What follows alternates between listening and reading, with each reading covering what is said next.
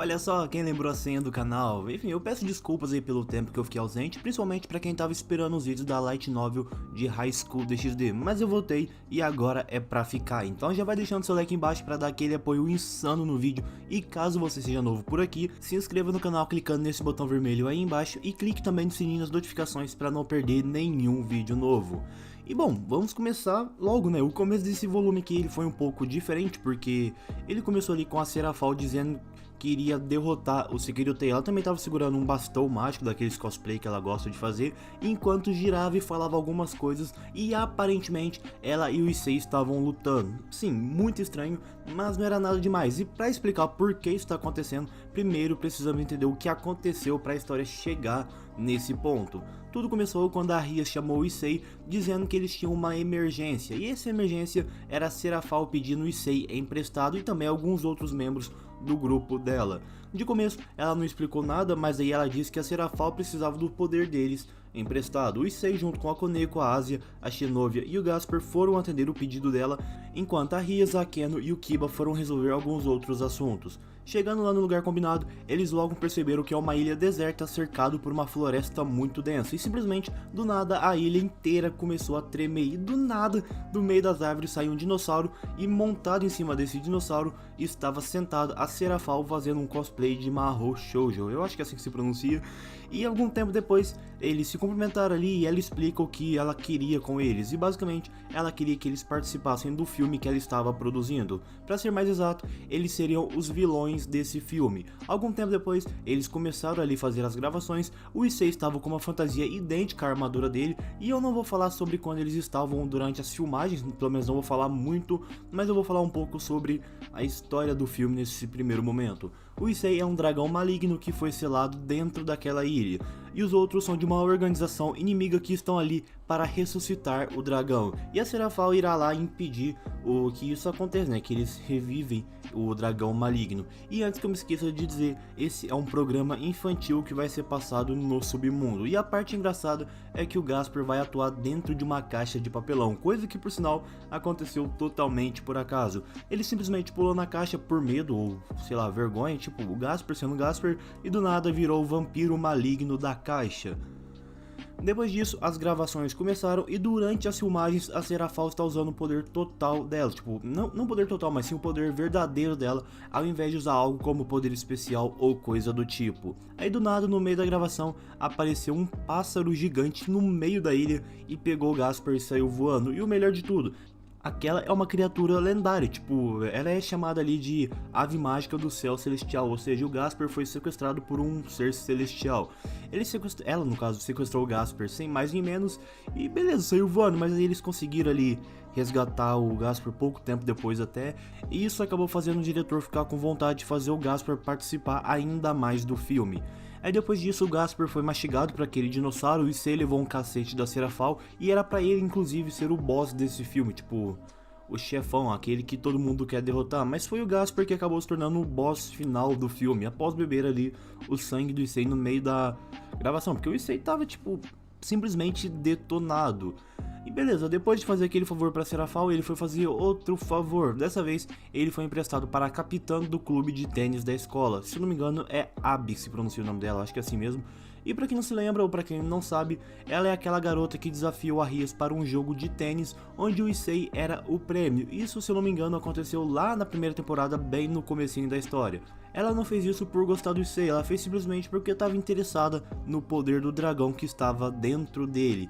Por causa desse problema, a Rias não queria ajudar ela, mas ainda assim, ela resolveu ouvir o que ela queria. E a história dela é o seguinte, ela é de uma família nobre, domadora de monstros, que tem bastante influência no submundo. E o pai dela tinha arranjado um casamento forçado para ela, só que segundo ela ainda não estava preparada para isso, e por isso ela pediu ajuda do Issei. Ela queria que o Issei fingisse ser o namorado dela, para esse casamento ser anulado, ou seja, o Issei seria namorado, noivo dela, por um ou alguns dias. Ninguém queria aceitar isso, mas depois de um tempinho, a Rias finalmente cedeu e aceitou o pedido dela. Tudo porque a Rias já tinha passado pela mesma situação que ela estava passando. Ela sabia o que era, então ela resolveu ajudar. Depois disso, passam-se ali alguns dias e quando chega num certo sábado, o grupo Gremory foi até a casa da Abby e lá ela explica qual que é o plano dela. Ela diz que tinha alguns requisitos ali que o pai dela queria num namorado ou num noivo e aquelas coisas padrão, teria que ser forte, enfim, essas coisas aí. Então, para ele aceitar o Issei, teria uma batalha de 3 rounds usando monstros terrestres, marítimos e celestes. São aqueles monstros que a família dela doma. Ele iria basicamente testar a força do Issei para ver se ele era digno de ficar com a filha dele. E caso o Issei vencesse, o casamento seria anulado. Então ali no momento ela ia chegar para ele e falar: esse aqui é meu namorado, tal, não sei o que, tipo namorado ou sei lá, noivo, coisa do tipo assim.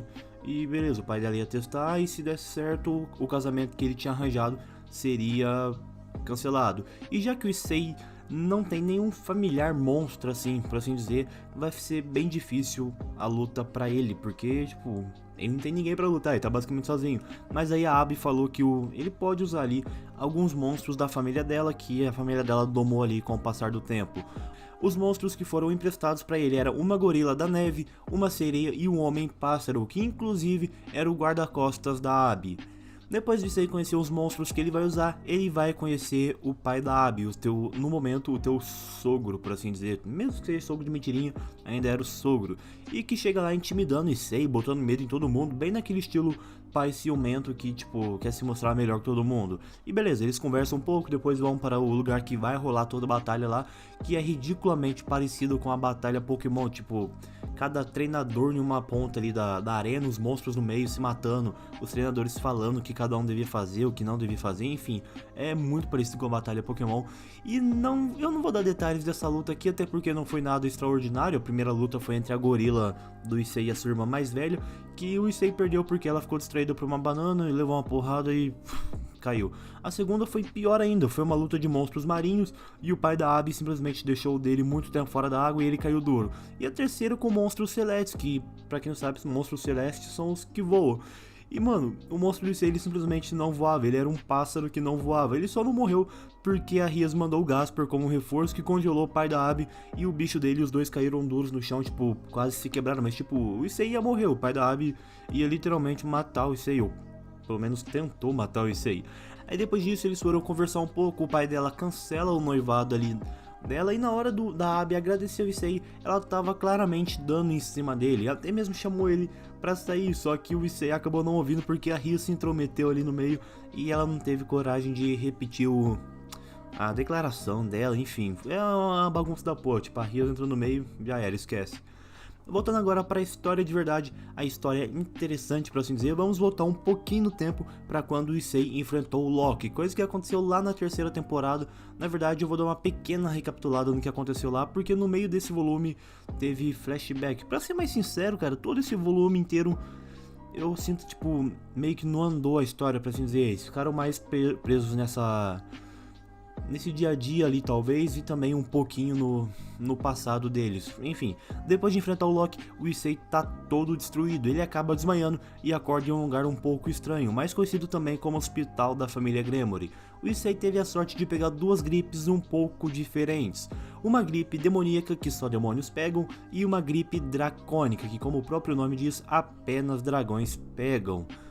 Para ajudar ainda mais, os dois vírus acabaram se fundindo, deixando sintomas ainda mais fortes, colocando em risco os demônios que moram e têm contato com ele. O Issei toma uma injeção, volta para casa e acaba perdendo todos os poderes demoníacos dele temporariamente. Assim, ele não perdeu a aura dele, ela simplesmente ficou muito instável ao ponto de não poder ser usada. Mas nem tudo é ruim, tipo, por causa disso o Issei teve muito mais atenção das meninas que estavam mais eróticas, vestido de médicas, e teve até mesmo o Kiba versão wife cuidando do Issei. Tipo, o Azazel transformou o Kiba numa mulher, com aquele raio lá que tipo, a gente vai ver mais pra frente aqui na Light Novel, e o Kiba foi lá, teve tipo, troca de olhares, rostinho vermelho, foi um bagulho muito muito interessante de se ver, talvez, porque era o Kiba, só que era um Kiba mulher transformado em uma garota. E o Issei começou ali a se apaixonar, a sentir algo ali pelo Kiba versão mulher, que não engana ninguém não, ele realmente, se não tivesse chegado as meninas ali, ele tinha dado uns pega bonitos ali no Kiba. E bom, as coisas agora ficaram ficaram mais confusas ainda, porque essa parte da história, ela já foi adaptada em anime, se não me engano, foi numa OVA na terceira temporada, e eu acho que muita gente já assistiu, mas eu vou comentar mesmo assim, porque eu tenho certeza que muita gente também ainda não viu.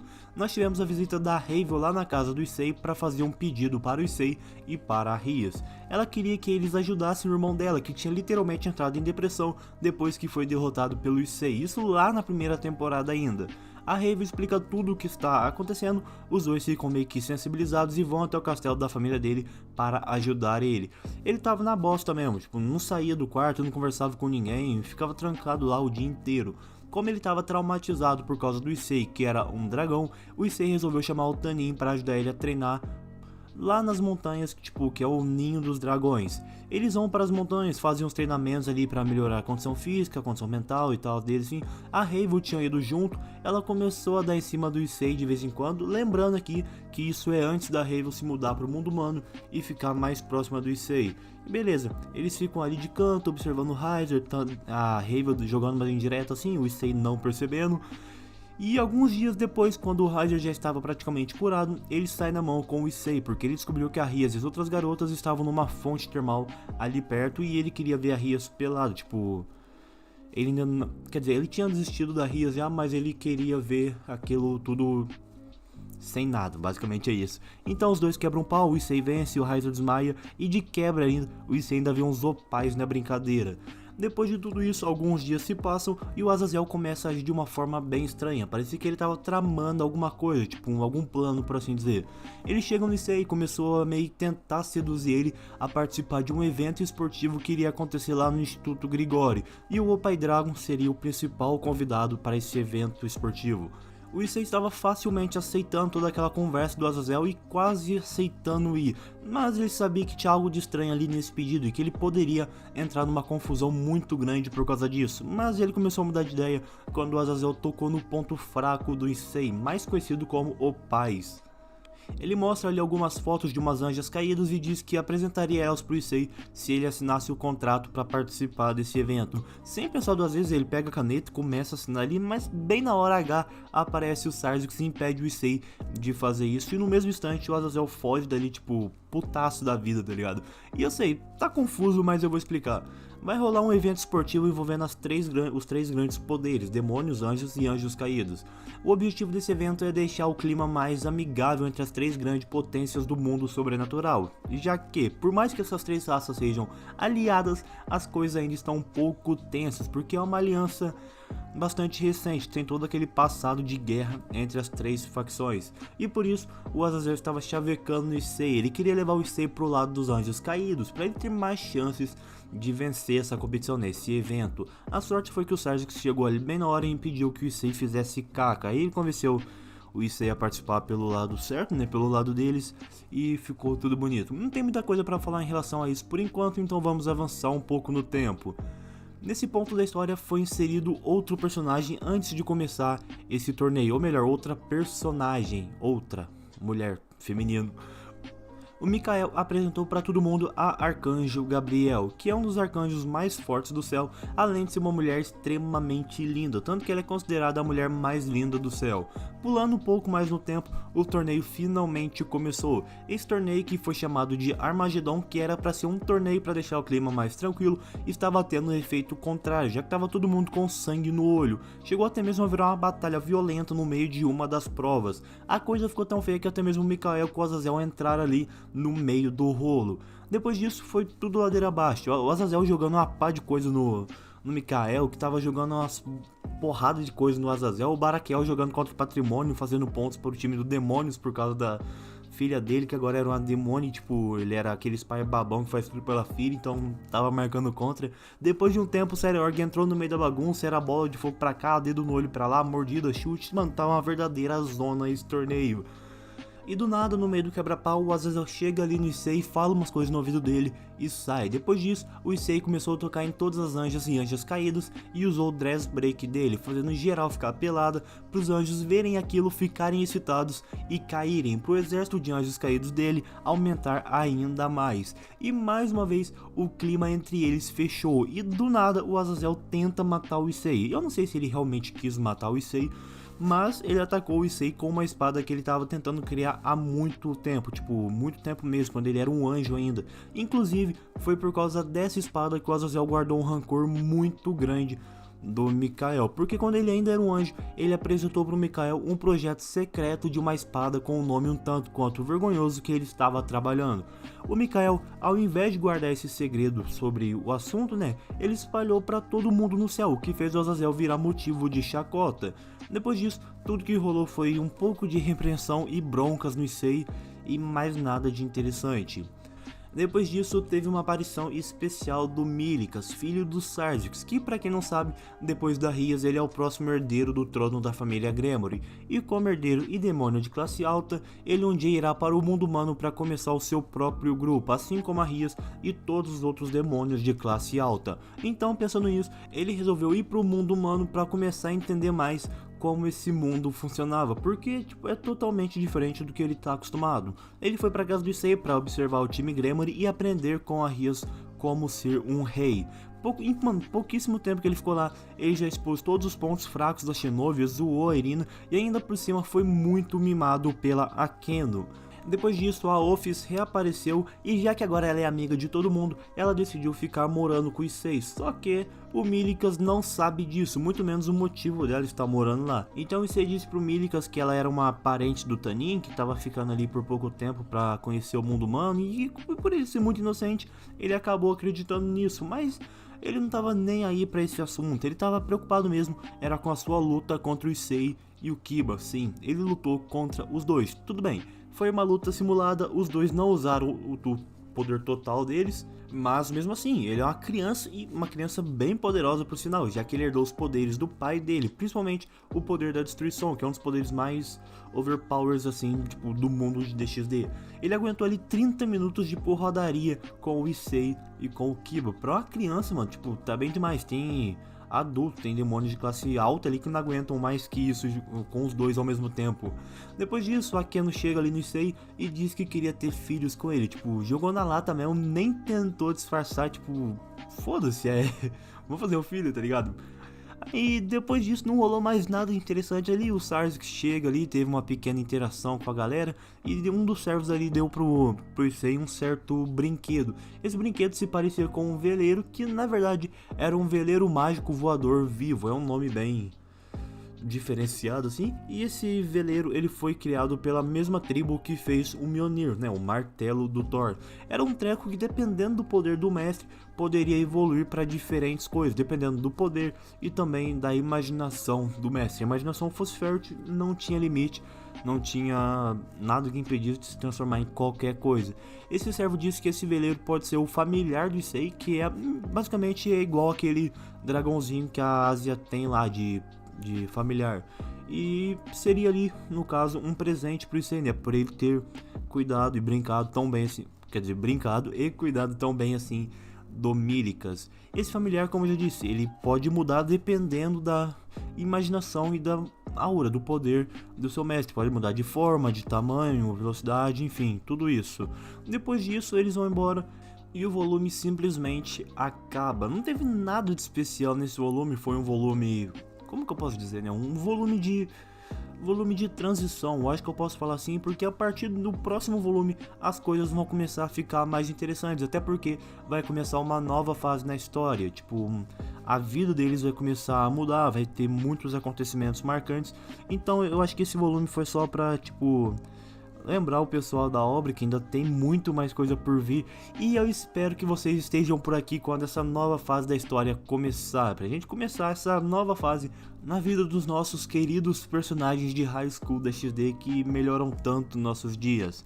Enfim, se você chegou até aqui, deixa o seu like aí se você gosta de High School DxD. Se você é novo no canal, se inscreve aí clicando nesse botão vermelho para dar aquela força e também ative o sininho das notificações para não perder nenhum vídeo novo e eu vejo vocês outro dia.